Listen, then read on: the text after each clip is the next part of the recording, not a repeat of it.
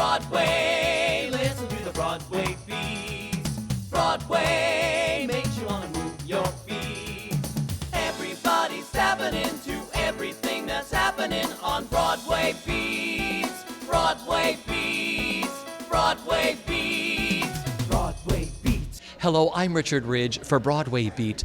Larry Kramer's powerful play, The Normal Heart, has come to Broadway for the very first time. It welcomes back to Broadway as an actor Joe Mantello. Joining him making her Broadway debut is Ellen Barkin, under the direction of Joel Grey and George C. Wolfe. We're here to celebrate with the company on opening night. You can get dressed. I can't find what I'm looking for. Needed? Needed for what? What exactly is it that you're trying to get me to do? You have to tell gay men to stop having sex. Sorry, what? Somebody has to. Why not you? Well, wouldn't it be better coming from you? It's a preposterous request. It only sounds harsh. You wait a few more years, it won't sound so harsh. You realize you are talking about millions of men who have singled out promiscuity to be their principal political agenda. The one that they would die before abandoning. How do you deal with that? You tell them they may die. You tell them. Well, it's a labor of love and friendship with Larry that really spans, 25, 30 years. And when I went to see The Normal Heart first at the Public, I saw him at intermission. I said, if anything ever happens, I want to play Ned Weeks. In the future, if there were other productions, it was so stunning and frightening and brilliant and beautiful. And as fate would have it, Brad Davis got sick very soon after, and I got a call and I went into the show in about 10 days. A writer listens to the audience as much as he listens to the actors. And when they're so quiet, you know you've got them. And that's from the very first preview, you could hear a pin drop from beginning to end. And that never happens in the real world. And so I keep waiting for the coughing to start.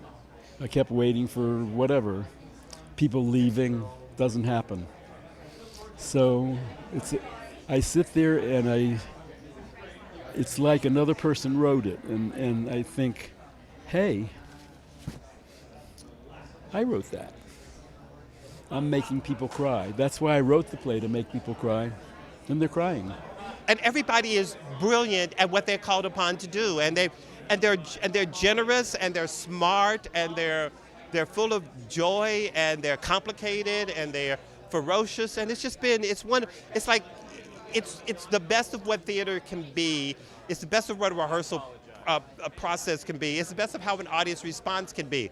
It just never should happen again in 2 weeks. Harry, give us a number, we'll call you back. Philip, can you hold on? Graciela, you tell Senor Hiram I've been holding for Diaz Minutos, and he called me. See, do you know where St. Vincent's is? You get your ass there fast. I'm going to send you a crisis counselor later today.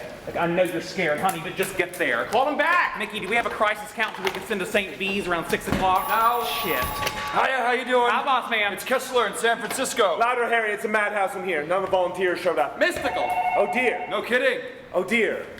Ned's not here yet. The mayor of San Francisco has just donated $4 million to their organization. We still haven't met our mayor yet. We met with his assistant about 4 months ago. George C. Wolfe is the most inspired and inspiring director I have ever worked with in my life. I never want anything better. He's it. It's extraordinary. 12 days of rehearsal, 10 previews. Here we are. The cast is amazing. We all are madly in love with each other, and Joe Mantello just carries us all on his thin shoulders every night across this play, and it's extraordinary. It's very emotional, it's very profound, and I'm very proud of all of us.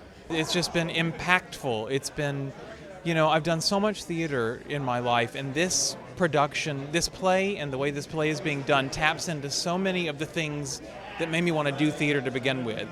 A play with a subject matter and a way of doing it that really affects people when they watch it. And then the way this particular production's being staged, and how we're all on stage for so much of it, and you're such a part of the ensemble. That's what's attractive, I think, to a lot of young actors who want to be them. Like, you see that when you're young, and you're like, I want to be a part of that. And that's what just keeps hitting me again and again about this, is that, I would have been very happy doing several different plays this summer, I'm sure. I'm thrilled to be here. But this in particular is cherry after cherry on top of that. And it's very emotional every single night, in a different way, too.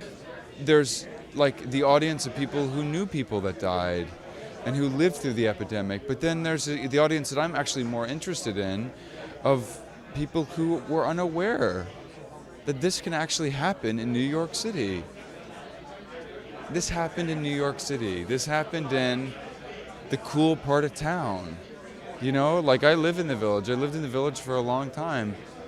And I try to imagine what the Village looked like in 1982 and 83, and I'm like, I actually, even working on the play, can't wrap my head around how hard and complicated that was. And to think that people were St. Vincent's, Bellevue, they were war zones. What I love about the roles that I play is one of them breaks your heart and the other hopefully makes you laugh a little bit. So it's a great little sort of duality I get to do. Yeah. And just Larry's words, when you first read the play, what went through your mind and what it means to you? I wanted to sort of scream, I wanted to laugh, I wanted to fight with him. I think that's the thing I've taken most from it. I want to be a fighter like Larry.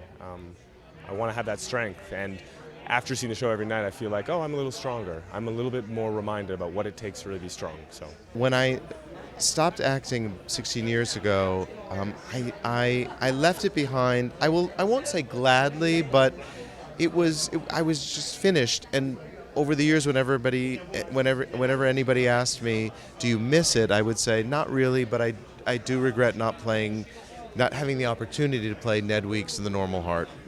And so when this opportunity came up with Joel, when Joel was doing the reading, I knew it was a sort of a now or never kind of thing.